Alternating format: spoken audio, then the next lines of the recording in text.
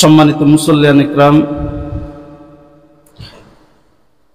প্রকৃত মুমিনের যে গুণাবলী রয়েছে সেই গুণাবলীর একটি গুণ হল সদকা তথা দান খয়রাত করা। দান খয়রাত এমন একটি কর্ম বা একটি নেক আমল যার মাধ্যমে দান খয়রাতকারী ব্যক্তি আল্লাহর খুব কাছাকাছি যায়। দান খয়রাত এমন একটি গুণ যে গুণের মাধ্যমে একজন মানুষ সমাজে সবার কাছে পরিচিত হয় এবং সবার প্রিয় হয়ে ওঠে। তো এই দান খয়রাতের সম্পর্কে আমরা আলোচনা করতেছিলাম গত সপ্তাহে। দান খয়রাতের ফজিলত কি কি সেগুলোর 4টি আলোচনা করেছিলাম।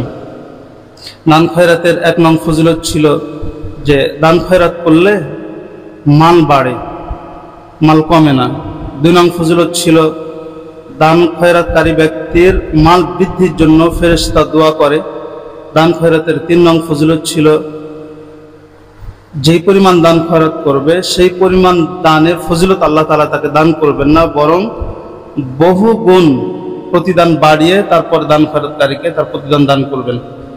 4 নং ফজিলত ছিল দান খয়রাত করলে দান খয়রাতের মাধ্যমে মানুষের পাপ মোচন হয়। এই 4টির আলোচনা গত জুমাতে আমরা করেছিলাম। আজকে বাদবাকি আলোচনা করা হবে ইনশাআল্লাহ।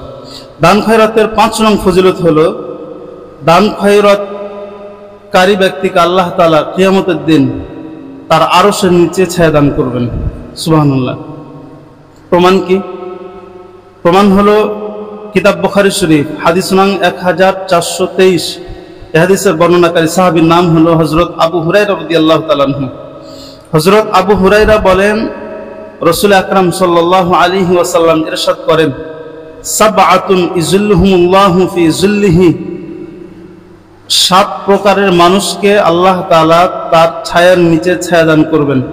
ইয়াউমা লা যিল্লা ইল্লা যিল্লুহু, সেই দিন যেই দিন আল্লাহর ছায়া ব্যতীত আর কোনো ছায়া থাকবে না। অর্থাৎ কিয়ামতের মাঠে আল্লাহ তাআলা 7 প্রকারের লোককে আরশের নিচে ছায়া দান করবেন। 7 প্রকার কারা?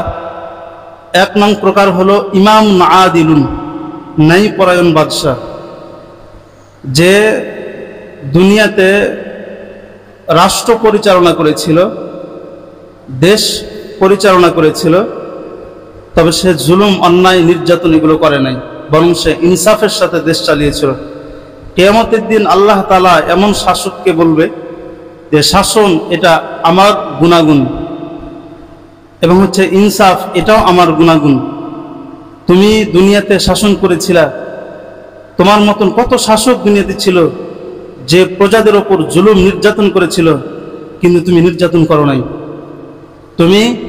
আমি আল্লাহর যে মহৎ গুণ ইনসাফ, এই ইনসাফ তুমি কায়েম করেছিলে, সবার মাঝে সমানভাবে দেশ পরিচালনা করেছিলে, জুলুম নির্যাতন করো নাই।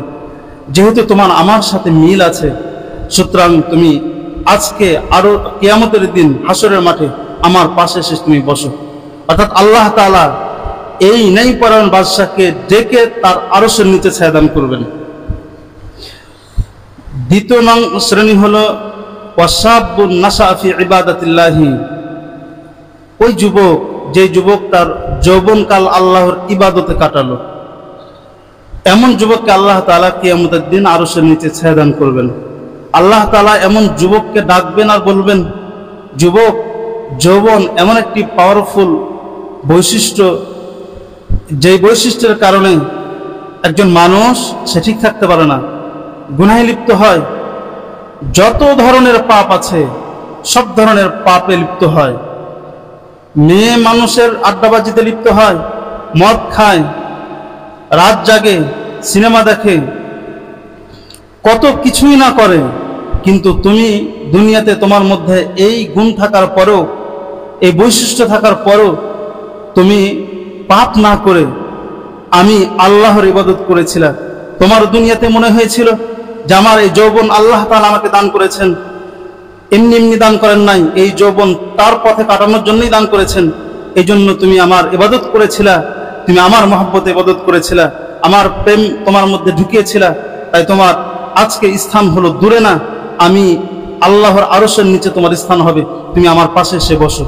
এই দ্বিতীয় নাম্বার, এমন মানুষকে, এমন যুবককে আল্লাহ তাআলা আরশের নিচে ছায়া দান করবেন।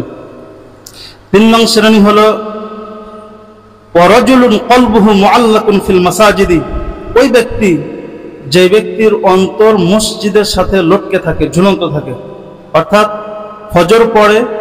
ফজর পড়ার পরে তার মনে সব সময় এটা দোল খেতে থাকে, কখন জোহরের আজান দিবে, আমি মসজিদে যাব, মসজিদে গিয়ে জোহরের নামাজ আদায় করব। জোহরের নামাজ আদায় করলো, তারপরে তার অন্তরে দোল খেতে থাকলো, কখন আসরের আজান হবে, আমি মসজিদে যাব, আসরের নামাজ আদায় করব। ঠিক এভাবে তার মনের মধ্যে সব সময় মসজিদের নামাজের কথা স্মরণ হতে থাকে, মসজিদের কথা স্মরণ হতে থাকে।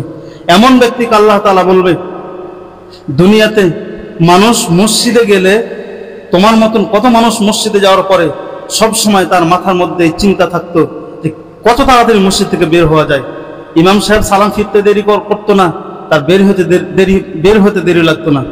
কিন্তু তুমি তার উল্টোটা করেছিলে, সব সময় তোমার অন্তরটাকে আমি আল্লাহর ঘরের সাথে লাগিয়ে রেখেছিলে। সুতরাং তোমার আজকে দূরে স্থান হবে না, আমার কাছে স্থান হবে। আল্লাহ তাআলা এমন ব্যক্তিকে ডেকে তার আরশের নিচে ছায়া দান করবেন। 4 নং শ্রেণী হলো ওয়ারাজুলানি তাহাব্বা ফিল্লাহি ইজতামা আলাইহি ওয়া তাফাররাকা আলাইহি, ওই 2 জন ব্যক্তিকে আল্লাহ তাআলা আরশের নিচে ছায়া দান করবেন, যেই 2 জন ব্যক্তি একজন আরেকজনকে ভালোবাসে শুধুমাত্র আল্লাহর কারণে। একজন আরেকজনকে যে ভালোবাসবে, ভালোবাসার যে কারণগুলো, আত্মীয় হওয়া, বাপ হওয়া, ভাই হওয়া, বোন হওয়া, এগুলো কিছুই থাকবে না, বরং একজন আরেকজনকে ভালোবাসছে শুধুমাত্র আল্লাহর খাতিরে। এক জায়গাতে একত্রিত হচ্ছে তাও আল্লাহর খাতিরে, দূরে সরছে তাও আল্লাহর খাতিরে। এমন 2 ব্যক্তিকে আল্লাহ তাআলা কিয়ামতের দিন আরশের নিচে ছায়া দান করবে আর বলবে, তোদের 2 জনের মাঝে মহব্বতের কোনো মাধ্যম ছিল না, কোনো কারণ ছিল না, শুধুমাত্র একজন আরেকজনকে ভালোবাসতিস আমি আল্লাহর কারণে, তাই আমি তোদের 2 জনকে আমি আরশের নিচে ছায়া দান করলাম। এভাবে আল্লাহ তাআলা এদেরকে ডাকবে। 5 নং শ্রেণী হলো ওয়ারাজুলুন তাসাদ্দাকা ওয়ারাজুলুন দাআতহু ইমরাআতুন যাতু মানসিবিন ওয়া জামালিন ফাকালা ইন্নী আখাফুল্লাহ, ওই ব্যক্তি যে ব্যক্তিকে কোনো বংশীয় ঘরের সুন্দরী মেয়ে কুপ্রস্তাব দিল। কুপ্রস্তাব বলতে প্রেমের প্রস্তাব দিল। ছেলে উত্তরে বলল, না আমি এগুলো করব না, আমি তো ভদ্র ফ্যামিলির, আমি তোমার প্রেম অ্যাকসেপ্ট করব না। মেয়ে বলে, কোনো সমস্যা নাই, এখন তো মোবাইলের যুগ, সামনাসামনি কথা বলতে হবে না, মোবাইলের ফোনের মাধ্যমে কথা বলবো। অথবা মেয়ে ছেলেকে বলতেছে আমরা একান্তে সময় কাটাই, ছেলে বলবে আমি এক ভদ্র ফ্যামিলি, কিভাবে এগুলো করি, জানাজানি হলে মানুষ কি বলবে, আমার বাপ মাকেই বা কি বলবে। এবার মেয়ে বলে কোনো সমস্যা নাই, লং ড্রাইভে যায়, কোথাও যায়, যাওয়ার পরে আবাসিক হোটেলে রাত কাটায়। এই সব কিছুতে ছেলে বলতেছে ফাকালা ইন্নী আখাফুল্লাহ, দুনিয়ার কেউ দেখলো না, মা বাপ দেখবে না, সমাজের লোকজন দেখবে না, কিন্তু আল্লাহ তাআলা তো দেখবে, আর আমি আল্লাহকে ভয় করি। তো এমন যুবক যে সুন্দরী বংশীয় ঘরের মেয়ের প্রেমের প্রস্তাব প্রত্যাখ্যান করবে, আল্লাহ তাআলার ভয়ে আল্লাহ তাআলা কিয়ামতের দিন বলবে, তুই আমি আল্লাহর আরশের নিচে আয়, এসে আমার পাশে বস, কারণ দুনিয়াতে তুই প্রেম প্রত্যাখ্যান করেছিস আমি আল্লাহর কারণে, তুই আমার পাশে এসে বস। আল্লাহ তাআলা এমন ব্যক্তিকে আরশের নিচে ছায়া দান করবেন। 6 নং হলো ওয়ারাজুলুন তাসাদ্দাকা বিসাদাকাতিন ফাআখফাহা হাত্তা লা তা'লামা ইয়ামিনুহু মা তুনফিকু শিমালুহু, ওই ব্যক্তি যে ব্যক্তির ডান হাত কি খরচ করছে বাম হাত জানে না, বাম হাত কি খরচ করছে ডান হাত জানে না। অর্থাৎ গোপনে দান খয়রাত করে। গোপন বলতে এখানে আল্লাহকে সন্তুষ্ট করার জন্য সে দান খয়রাত করে। তাহলে বিষয়টা কি দাঁড়ালো, যে ওই ব্যক্তি যে ব্যক্তি আল্লাহকে সন্তুষ্ট করার জন্য দান খয়রাত করে, এমন দান খয়রাতকারী ব্যক্তিকে আল্লাহ তাআলা কিয়ামতের দিন আরশের নিচে ছায়া দান করবেন। 7 নং হলো ওয়ারাজুলুন যাকারাল্লাহ খালিয়ান ফাফাদাত আইনাহু, ওই ব্যক্তি যে ব্যক্তি আল্লাহর জিকির করে একাকিত্ব সময়ে এবং সে তার চোখ দিয়ে পানি প্রবাহিত করে। অর্থাৎ গভীর রাত্রিতে মানুষ যখন সবাই শুয়ে থাকে, ঘুমায়, ওই সময় যারা তাহাজ্জুদ নামাজে লিপ্ত হয়, তাহাজ্জুদ নামাজে লিপ্ত হইয়া আল্লাহ তাআলার ভয়ে আল্লাহ তাআলার জাহান্নামের ভয়ে চোখ দিয়ে পানি ফেলে, এমন ব্যক্তিকে আল্লাহ তাআলা কিয়ামতের দিন বলবে, দুনিয়াতে যে সময় মানুষ সবাই ঘুমিয়েছিল ওই সময় তুই আমি আল্লাহর প্রেমে হাবুডুবু খেয়ে আমার কদমে সিজদা দিয়েছিলি, আয় আজকে তুই আমার পাশে এসে বস। আল্লাহ তাআলা এমন ব্যক্তিকে, অর্থাৎ তাহাজ্জুদ গুজার ব্যক্তিকে আরশের নিচে ছায়া দান করবেন। আল্লাহর রাসূল এই হাদিসের মধ্যে 7 প্রকারের লোকের কথা বলছে, যে যারা কিয়ামতের দিন আল্লাহর আরশের নিচে ছায়া পাবে। এই 7 প্রকারের এক প্রকার আছে, যারা আল্লাহর রাস্তায় বা মানুষকে দান খয়রাত করবে, যারা এমন ব্যক্তিকে আরশের নিচে ছায়া দান করবেন। সুতরাং এই হাদিস দ্বারা প্রমাণিত হয় যে দান খয়রাতের মাধ্যমে দান খয়রাতকারী ব্যক্তিকে আল্লাহ তাআলা কিয়ামতের দিন আরশের নিচে ছায়া দান করবেন। দান খয়রাতের 6 নং ফজিলত হলো, দান খয়রাতকারী ব্যক্তি দান খয়রাতের কারণে জান্নাতে যাবে।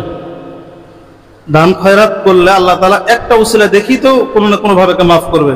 দান খয়রাতের কারণেই আল্লাহ তাআলাকে জান্নাত দান করবেন। প্রমাণ কি? প্রমাণ হলো বুখারী শরীফের 1462 নং হাদিস। এই হাদিসের বর্ণনাকারী সাহাবীর নাম হলো হযরত আবু সাঈদ খুদরি রাদিয়াল্লাহু তাআলা আনহু। হযরত আবু সাঈদ খুদরি রাদিয়াল্লাহু তাআলা আনহু বলেন যে খরাজা রাসূলুল্লাহ সাল্লাল্লাহু আলাইহি ওয়াসাল্লাম ফি আদহান আও ফিতরিন ইলাল মুসাল্লা। রাসূল আকরাম সাল্লাল্লাহু আলাইহি ওয়াসাল্লাম ঈদুল ফিতর কিংবা ঈদুল আজহার দিন রাসূল ঈদগাহে গেলেন। সুম্মা ইনসরাফা, অতঃপর রাসূল ঈদের নামাজ শেষ করলেন। ফাওয়াআযান নাসা, অতঃপর রাসূল ঈদগাহে যারা ছিল তাদেরকে নসিহত করলেন। ওয়া আমারহুম বিসসাদাকাতি, আল্লাহর রাসূল সবাইকে নসিহত করতে গিয়ে বলেন তাদেরকে যাকাতের আদেশ দেন, সদকা দান খয়রাতের আদেশ দেন। ফাকালা, সুতরাং আল্লাহর রাসূল দান খয়রাতের আদেশ দিয়ে বলে, আইয়ুহান নাস, হে লোক সকলেরা, তাসাদদাকু, তোমরা আল্লাহর রাস্তায় দান খয়রাত করো। ফামাররু আলান নিসাই, আল্লাহর রাসূল পুরুষদের যারা সামনে ছিল এদেরকে নসিহত করার পরে মহিলাদের নিকট দিয়ে অতিক্রম করলেন।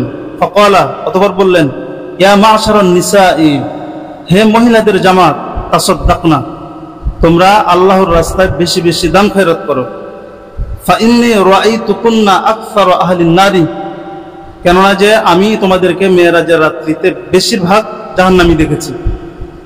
অর্থাৎ আল্লাহর রাসূল নারীদের কাছে গেলেন, যাওয়ার পরে নারীদেরকে বলতেছে, হে নারীরা, তোমরা বেশি বেশি আল্লাহর রাস্তায় দান খয়রাত করো। কেন দান খয়রাত করব?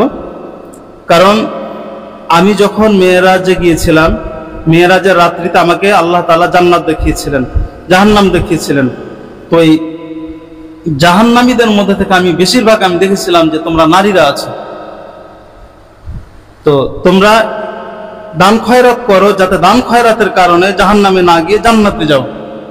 তো ফাকুলনা, যখন আল্লাহ রাসূল বলতেছিলেন যে তোমরা নারীরাই বেশি জাহান্নামী ছিলা, তো ফাকুলনা, তখন সেখানে থাকা নারীরা বলতেছিল যে ওয়াবিমা যালিকা ইয়া রাসূলুল্লাহ, আল্লাহর রাসূল, নারীরা কি কারণে বেশি জাহান্নামী? ক্বালা, তখন আল্লাহ রাসূল বলেন যে তুকসিরিনাল লানা, আল্লাহর রাসূল নারীরা বেশি জাহান্নামী হবার 2টি কারণ বলছে। 1 নং কারণ হলো তুকসিরিনাল লানা, তোমরা বেশি বেশি লানত করো, অভিশাপ বেশি দাও। দেখবেন ছেলেদের তুলনায় মহিলারা, নারীরা বেশি কিন্তু অভিশাপ দেয় না? একটু কিছু হলেই তার অভিশাপ দেওয়া শুরু করে। স্বামী চাকরি করে, তো সেখানে তো একটা নিয়ম কারণ মানতে হয়, ফরমালিটি মানতে হয়। তো ছুটি কম থাকে, তাই স্ত্রীকে নিয়ে ঘুরতে যেতে পারে না। কথার কথা স্ত্রী বলছে আমাকে নিয়ে ঘুরতে চলো, স্বামী বলছে আমার তো টাইম কম। স্ত্রী বলে আল্লাহ তাআলা কোনোদিন তোমার সুযোগ করবে না, এই বদদুয়া দিয়ে বসলো, কোনোদিন সুযোগ করবে না। বা কোনো একটা কিছু চাইলো, সে যদি দিতে না পারে স্বামী, স্ত্রী সরাসরি অভিশাপ দিয়ে বসে। কথায় কথায় বলে আল্লাহ তোর ভালো করবে না, আল্লাহ তোর উপর গজব ফেলবে, এই কথাগুলো কিন্তু স্ত্রীরা বলে। তো নারীরা জাহান্নামী হওয়ার 1 নং কারণ হলো নারীরা বেশি বেশি লানত করে। 2 নং কারণ আল্লাহ রাসূল বলছে যে ওয়াতাকফুরনাল আশিরা, তোমরা বেশি বেশি স্বামীদের অকৃতজ্ঞতা প্রকাশ করো, তোমরা স্বামীদের নিয়ামতের নাশুকরি করো।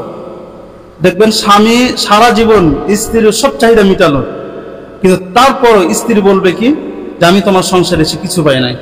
বুখারী শরীফের আর এক হাদিসের মধ্যে আছে, বুখারী 2য় খণ্ডে আল্লাহ রাসূল বলছে যে নারীরা কেমন নাশুকরি, যে সারা জীবন স্বামী তার স্ত্রীকে দিয়ে যাবে, সামান্য কিছু পাবে না।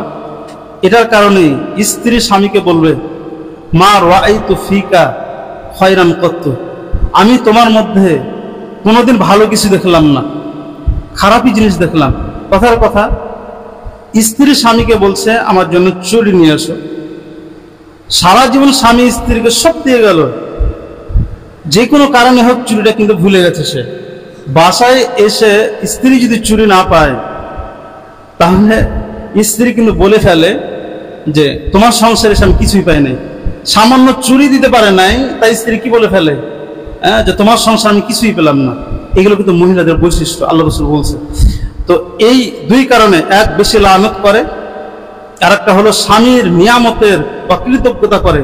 এই জন্যই তোমরা নারীরা বেশিরভাগ কি হবে, জাহান্নামী হবে। আল্লাহ রাসূল বলছে মা রাআইতু মিন নাকিসাতি আকলিন ওয়া দীনিন আযহাবা লিলুকির রাজুলিল হাযিমি মিন ইহদাকুন্না ইয়া মা'শারান নিসা। হে মহিলারা, তোমরা মেধাতে কম, তোমাদের দিন কম পুরুষদের তুলনায়, তারপরও আমি একজন মেধাবী পুরুষের আকল নষ্ট করতে তোমাদের চেয়ে তার বেশি কাউকে দেখি নাই। অর্থাৎ নারীদের মেধা অনেক দুর্বল, তাদের আমলও কিন্তু ছেলেদের তুলনায় দুর্বল। তারপর আল্লাহ রাসূল বলছে তোমাদের নিজেদের মেধা খারাপ, কিন্তু একজন মেধাবী পুরুষের মেধা তোমরা নষ্ট করো। পারে না, স্বামী বড় মেধাবী, ইউনিভার্সিটির প্রফেসর, কত মেধাবী স্টুডেন্টসদেরকে সে পড়াচ্ছে, কিন্তু ঘরে স্ত্রী কাকে শাসন করছে, স্বামীকে শাসন করছে। স্বামীকে স্ত্রী যেটাই বলে স্বামী কি করে সেটাই করে, অথচ ওই স্ত্রী হয়তো এসএসসিতে ফেল করছে অথবা ইন্টারে গিয়ে ফেল করছে, তার মেধা দুর্বল, তারপরও কি করে স্বামীকে কন্ট্রোল করে। আল্লাহ রাসূল বলছে তোমাদের সবকিছু দুর্বল, কিন্তু তোমরা কাকে শাসন করো, স্বামীদেরকে শাসন করো। তো যা হোক, এগুলো বলার পরে আল্লাহ রাসূল বলছে যে সুম্মা ইনসারাফা, অতঃপর আল্লাহ রাসূল সেখান থেকে চলে গেলেন। ফালাম্মা সারা ইলা মানজিলিহি, অতঃপর যখন আল্লাহ রাসূল বাড়িতে গেলেন, জাআত যায়নাব ইমরাতু ইবনে মাসউদিন, তখন হযরত রাসূলের কাছে যায়নাব হযরত আব্দুল্লাহ ইবনে মাসউদ রাদিয়াল্লাহু তাআলার স্ত্রী আসলেন। তাস্তাযিনু আলাইহি, এসে আল্লাহ রাসূলকে বলতেছে আল্লাহ রাসূল আমি আপনার ঘরে আসতে চাই, আপনার দরবারে আসতে চাই। তো ফাকিলা, তখন আল্লাহ রাসূলকে বলা হলো ইয়া রাসূলুল্লাহ হাদিহি যায়নাবু, ইনি তো যায়নাব। তো ফাকালা, তখন আল্লাহ রাসূল বলতেছেন যে আইয়ু যায়নাবি, কোন যায়নাব, যায়নাব তো অনেকগুলো আছে। ফাকিলা, তখন আল্লাহ রাসূলকে বলা হয়েছে ইমরাতু ইবনে মাসউদিন, ইমরাতু ইবনে মাসউদিন, মাসউদের স্ত্রী এসেছে আপনার কাছে, আব্দুল্লাহ বিন মাসউদের স্ত্রী। তো ক্বালা নাআম ইদানু লাহা, আল্লাহ রাসূল বলেন ঠিক আছে তাকে আমার কাছে আসতে দাও। ফাউদিনা লাহা, তাকে ভিতরে প্রবেশের অনুমতি দেওয়া হলো। ক্বালাত, হযরত আব্দুল্লাহ বিন মাসউদের স্ত্রী আল্লাহ রাসূলের কাছে গিয়ে বলেন যে ইয়া নবিয়াল্লাহি ইন্নাকা আমারতাল ইয়াওমা বিসসাদাকাতি, আজকে তো আপনি ঈদগাহে আমাদেরকে দান খয়রাত করার আদেশ দিলেন। ওয়া কানা ইনদি হুলিয়ুন লি, আর আমার কাছে কিছু গহনা আছে। ফারাতু আন আতাসাদদাকা বিহি, এবং আমি ইচ্ছা করেছি আমার এই গহনাগুলো আল্লাহর রাস্তায় দান খয়রাত করে দিব। ফাজামা ইবনে মাসউদিন, আমার স্বামী ইবনে মাসউদ বলেছে যে আন্নাহু ওয়া ওয়ালাদাহু আহাক্কু মান তাসাদদাকতু বিহি আলাইহিম, যে আমার স্বামী আব্দুল্লাহ ইবনে মাসউদ এবং তার ছেলেরাই আমার দানের বেশি হকদার। অর্থাৎ আমি আল্লাহর রাস্তায় দান করতে চাই, আমার স্বামী বলছে তোমার বাহিরে দান করার দরকার নাই, আমি তোমার স্বামী, তোমার সন্তান আছে, আমাদেরকে দান করো, তাহলে তুমি সব পেয়ে যাবে, আমি এটা জানতে এসেছি। তো ক্বালা, তখন রাসূল বলেন যে সাদাকা ইবনে মাসউদিন, আব্দুল্লাহ ইবনে মাসউদ সত্য কথা বলছে। যাওজুকি ওয়া ওয়ালাদুকি আহাক্কু মান তাসাদদাকতি আলাইহিম বিহি আলাইহিম, তোমার স্বামী এবং তোমার সন্তানই বেশি তোমার দানের হকদার। অর্থাৎ এই অংশটুকু দ্বারা আমরা এটা বুঝলাম যে কেউ যখন দান খয়রাত করবে, তো দান খয়রাত কাকে করবে? দান খয়রাতের সবচেয়ে উত্তম জায়গা হলো নিজের আত্মীয় স্বজন, আগে বাপ মাকে দান করবে, ও ভাই বোনকে দান করবে, অথবা স্ত্রী যদি থাকে তাহলে স্ত্রী স্বামীকে দান করবে, সন্তানদেরকে দান করবে। এটা সদকা না ফেলা, যেগুলো এমনি নফল সদকা যেগুলো, এগুলো। তো এই হাদিস দ্বারা আমরা এটা পেলাম। তো এই হাদিসে আমরা অনেক কিছু জানলাম। তো একটা জিনিস আমরা জানলাম, সেটা হলো যে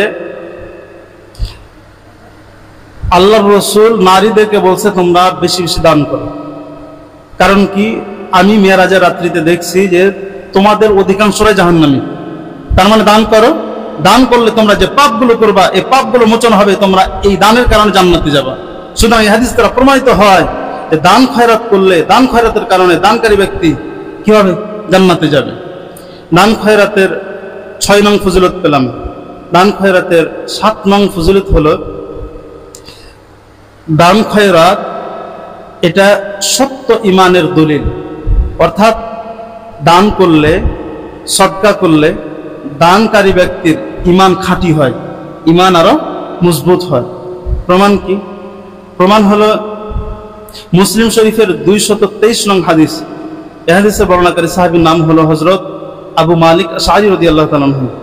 হযরত আবু মালিক আশআরী রাদিয়াল্লাহু তাআলা আনহু বলেন, রাসূল আকরাম সাল্লাল্লাহু আলাইহি ওয়াসাল্লাম ইরশাদ করেন, আত-তুহুরু শাতরুল ঈমান, পবিত্রতা ঈমানের অর্ধেক অঙ্গ। এখানে ঈমান দ্বারা উদ্দেশ্য হলো নামাজ।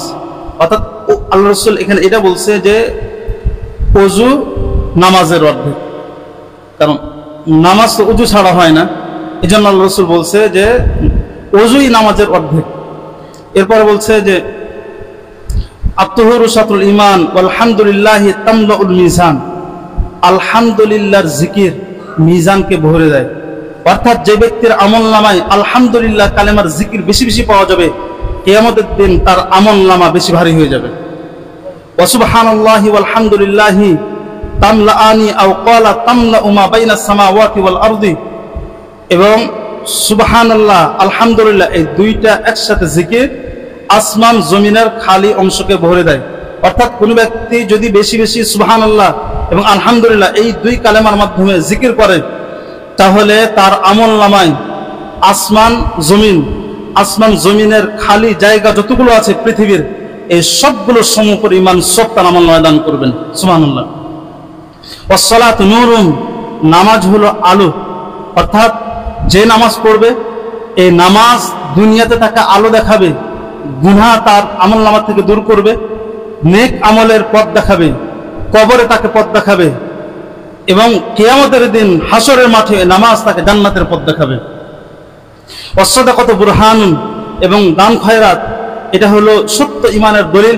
অর্থাৎ কোনো ব্যক্তি যখন দান করবে তখন এই দান তার ইমানকে আরো বেশি মজবুত এবং খাঁটি করে তুলবে। ওয়াসসবরু দিয়াউন, এবং ধৈর্য এটা সূর্যের আলোর মতন আলো। অর্থাৎ সূর্যের যখন আলো হয়, দেহে লাগলে দেহ গরম হয়, কষ্ট হয়, ঠিক ধৈর্য এটাও এক ধরনের মানুষের দেহকে কষ্ট দেয়। সূর্যের আলো যেরকম রাতের অন্ধকারকে দূর করে দেয়, কোন ব্যক্তি যখন ধৈর্য ধারণ করবে, ধৈর্য ধারণ করলে যত অসফলতার অন্ধকার সবগুলো দূর করে দিয়ে যে ধৈর্য ধরবে তাকে সফলতার মিয়ার মাপকাঠি পর্যন্ত পৌঁছে দিবে। এরপর আল্লাহ রাসূল বলেন, কুল্লুন নাস ইয়াগদু, প্রতিটি মানুষ খুব সকাল সকাল বের হয়, ফাবাইউন নাফসাহু, অথবা সে তার নফসকে বিক্রি করে দেয়, ফামুআতিকুহা, অথবা সে তার নফসকে বাঁচিয়ে ফেলে, আও মুবিকুহা, কিংবা ধ্বংস করে ফেলে। অর্থাৎ একজন মানুষ যখন সকালে ঘুম থেকে উঠে তখন হয়তো সে ভালো কাজ করে অথবা খারাপ কাজ করে। যদি সে ভালো কাজ করে তাহলে সে আল্লাহ তাআলার কাছে নিজের জানটাকে বিক্রি করে দিল, এবং বিক্রি করে দেওয়ার মাধ্যমে পরকালে জাহান্নাম থেকে নিজেকে বাঁচিয়ে ফেললো। অথবা একজন মানুষ সকালবেলা উঠে সে পাপ কাজ করে, তো যেন নিজের জানটাকে, দেহটাকে শয়তানের কাছে বিক্রি করলো, ফলে সে নিজের জানটাকে জাহান্নামে ফেলে নিজেকে ধ্বংস করে দিল। আল্লাহর রাসূল এই হাদিসে অনেকগুলো জিনিস আমাদেরকে শিখিয়েছেন। তার একটি জিনিস এখানে আছে, ওয়াসসাদাকাতু বুরহানুন, দান খয়রাত সদকা এটা দলিল, মানুষের ঈমানকে অনেক মজবুত করে, খাঁটি করে। সুতরাং এই হাদিস দ্বারা প্রমাণিত হয় যে দান খয়রাত সত্য ঈমানের দলিল, ঈমান মজবুত হওয়ার প্রমাণ বহন করে। তো দান খয়রাতের 7 নং ফজিলত পেলাম। দান খয়রাতের 8 নং ফজিলত হলো দান খয়রাতের মাধ্যমে অসুস্থতা দূর হয়। অর্থাৎ দান খয়রাত এটা একটা ঔষধ। কোন ব্যক্তি অসুস্থ হলে জাগতিক ট্রিটমেন্টের পাশাপাশি যদি দান খয়রাত করে, তাহলে দান খয়রাতের মাধ্যমে যে দান করবে তার দেহের অসুস্থতা দূর হবে ইনশাআল্লাহ। প্রমাণ কি?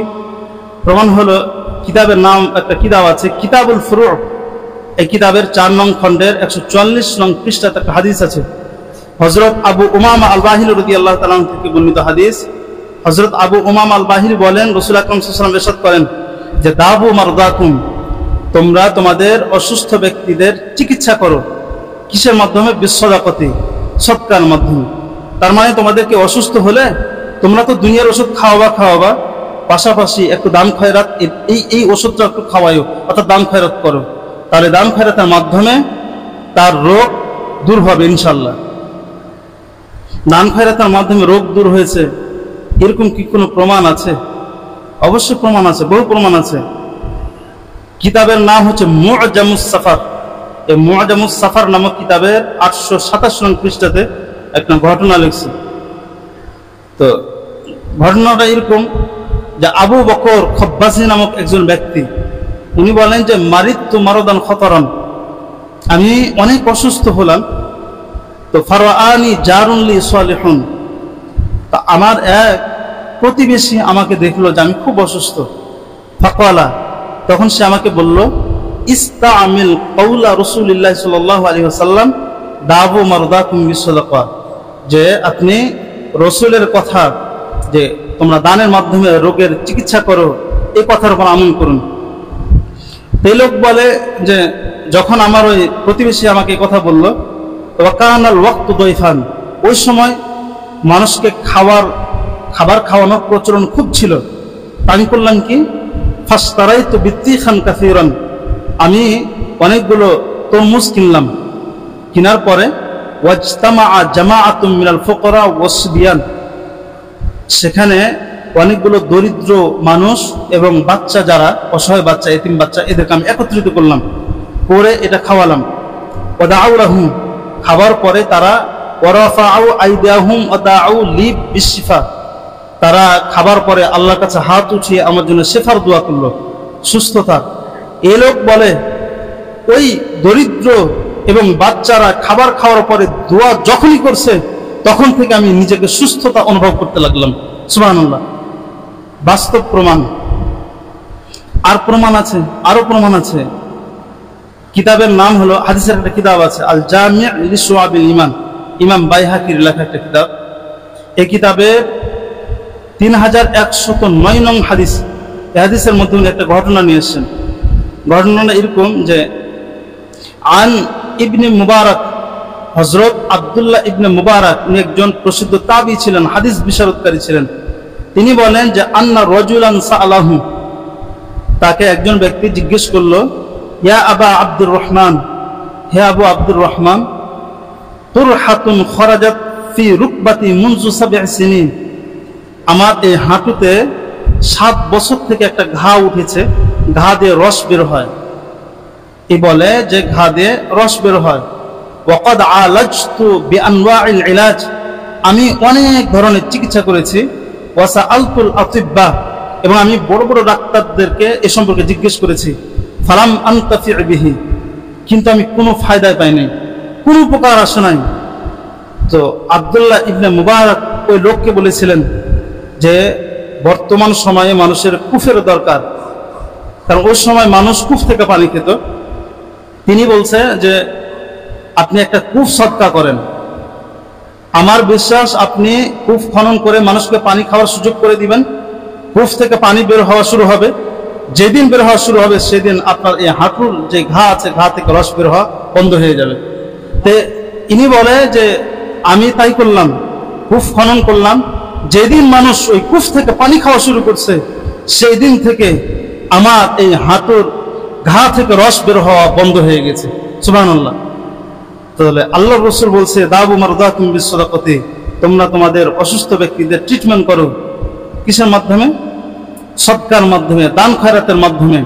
তাহলে দান খয়রাতের মাধ্যমে যে অসুস্থতা দূর হয় তার প্রমাণ আমি বললাম। দান খয়রাতের 8 নং ফজিলত, দান খয়রাতের 8 নং ফজিলত হলো দান খয়রাতের মাধ্যমে মানুষের হায়াত বেড়ে যায়, মানুষের বয়স বেড়ে যায়। প্রমাণ কি? প্রমাণ হলো উকুবাতু আহলিল কাবাইর, একটা কিতাব আছে।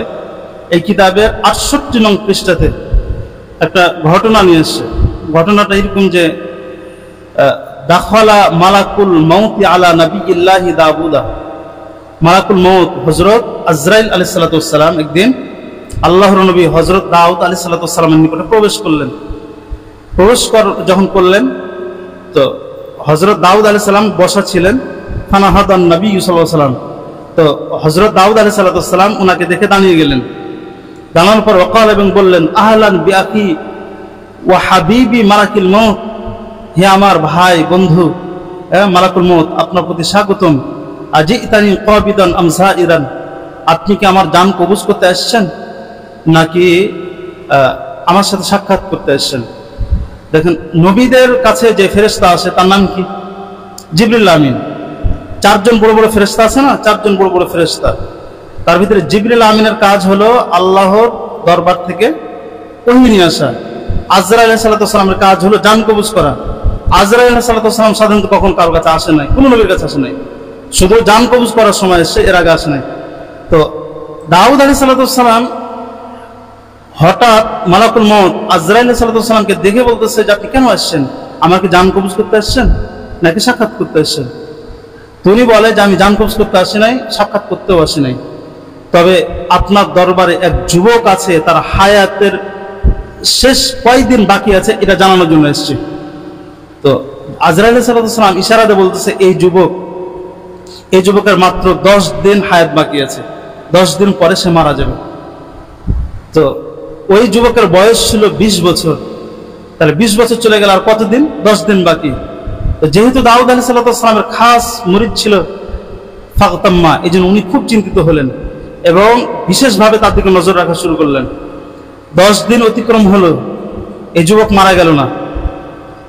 আরো 5 দিন অতিক্রম করলো, মারা গেল না। 16তম দিনে, এর মাঝখানে আর আজরাইল আলাইহিস সালাতু ওয়াস সালাম আসলেন না।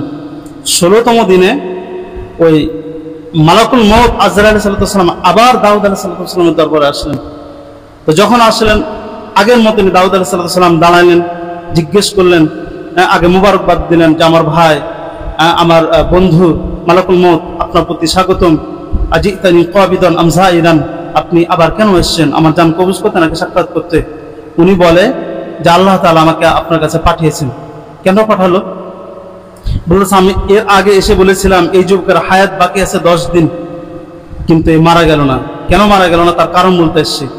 তো বলতেছে যে যেদিন তার 10 দিন শেষ হলো, যখন তার হায়াতের মধ্যে আমি দেখলাম এক ঢোক পানিও নেই, এক লোকমা খানাও নেই, মা বাকিয়া ইল্লা আনফাসুন আদিদাতুন, যখন আমি দেখলাম যে তার হায়াতের মধ্যে শুধু কয়েকটা শ্বাস প্রশ্বাস বাকি আছে, তখন আমি তার জান কবজ করার জন্য ফামাসাইতু শারকান ওয়া গরবান, আমি তার আগে পিছে ডানে বামে আমি চলাফেরা করতে থাকলাম। নিঃশ্বাস শেষ হওয়ার সাথে সাথে আমি তার জান কবজ করব। যখন এরকম অবস্থায় আমি চলতে থাকলাম, ওই সময় একজন ভিক্ষুক এসে এই যুবককে বলতেছে, আতিনি বিল্লাহ, হে যুবক, আমি খুব অসহায়, আমাকে কিছু দান করো। তো যখন এই যুবক কিছু চাইল, ফামাদ্দা ইয়াদাহু ফি জিবিহি, ওই যুবক তার পকেটে হাত দিল, ওয়া আখরাজা সিত্তাতা দিনারিয়া, সে তার পকেটে যাই পেল তাই বের করে দিল। 6 দিনার ছিল, 6 দিনার ওই যুবককে, ওই ফকিরকে দান করলো। তো যখন ফকিরকে দান করছে, ফকির এবার দোয়া করছে যে আতাল্লাহু ফি উমরিক, আল্লাহ তাআলা তোমার হায়াত বাড়িয়ে দিক, ওয়া জাআলাকা রফিকা দাউদা, এবং তোমাকে হযরত দাউদ আলাইহিস সালাতু ওয়াস সালামের জান্নাতের সাথী বানাক। তো যখন এই দোয়া করছে, তার শ্বাস প্রশ্বাস শেষ, আমি জান কবজ করার জন্য তার বুকে হাত দিয়েছি। এবার ফানাদা রব্বুল ইজ্জাতি, আল্লাহ তাআলা আমাকে ডেকে বলে, ইয়া মালাকাল মাউত তাআল, হে মালাকুল মাউত আজরাইল, আপনি এখান থেকে ফেরত আসুন। আমি আল্লাহকে বলেছিলাম, হে আল্লাহ, একটু শ্বাস প্রশ্বাস সব শেষ, হায়াত শেষ, এখন একা আমি জান কবজ করব, এটাই তো চূড়ান্ত ফয়সালা। আল্লাহ তাআলা আমাকে ডেকে বলেছিলেন যে আমা আতাইতা, তুমি কি দেখো নাই যে সে ফকিরকে কি দিল? আমা সামিআতা দুআ আল ফকির, তুমি কি দেখো নাই, আপনি কি দেখলেন না যে সেই ফকির 6 দিনার দেওয়ার পরে সে কি দোয়া করেছিল? সে দোয়া করছে কি, হে আল্লাহ, তার হায়াত বাড়িয়ে দাও, হে আল্লাহ, তুমি তাকে দাউদ আলাইহিস সালাতু ওয়াস সালামের সাথী করো। আমি তার দোয়া কবুল করছি। ফকিরের দোয়া কবুল করে একটা দিনারের পরিবর্তে তার 10 বছর হায়াত বাড়িয়েছি, অর্থাৎ 6 দিনার দিয়েছে, 6 দিনের পরিবর্তে আমি তার 60 বছর হায়াত বাড়িয়ে দিলাম। এবং আমি এটাও তাকে দিয়ে দিয়েছি যে কিয়ামতের দিন যখন জান্নাতের চূড়ান্ত ফয়সালা হবে, এই যুবক দাউদ আলাইহিস সালামের সাথে জান্নাতে যাবে। সুবহানাল্লাহ। তাহলে এই ঘটনা তারা কি বুঝে আসলো? যুবক ফকিরকে দান করছে 6 দিনার, ফকির দোয়া করছে আল্লাহ হায়াত বাড়াও, আল্লাহ তাআলা সাথে সাথে কি করছে? তার হায়াত বাড়িয়েছে। সুতরাং এই হাদিস দ্বারা বা এই ঘটনার দ্বারা প্রমাণিত হয় দান খয়রাত করলে মানুষের হায়াত বেড়ে যায়। তাহলে আমরা দান খয়রাতের গত সপ্তাহ এই সপ্তাহে আমরা কয়টা ফজিলত শুনলাম? 8টা ফজিলত শুনলাম। আল্লাহ তাআলা আমাদের সবাইকে এই ফজিলতগুলো পাওয়ার তৌফিক দান করুন, আমিন। আমরা কি চাই না যে আমাদের হায়াত বড়? চাই তো, অবশ্যই চাই। আমরা এটাও চাই যে আমাদের বিপদ দূর হোক, চাই না? আমরা এটাও চাই যে আমাদের মাল বাড়ুক, চাই না?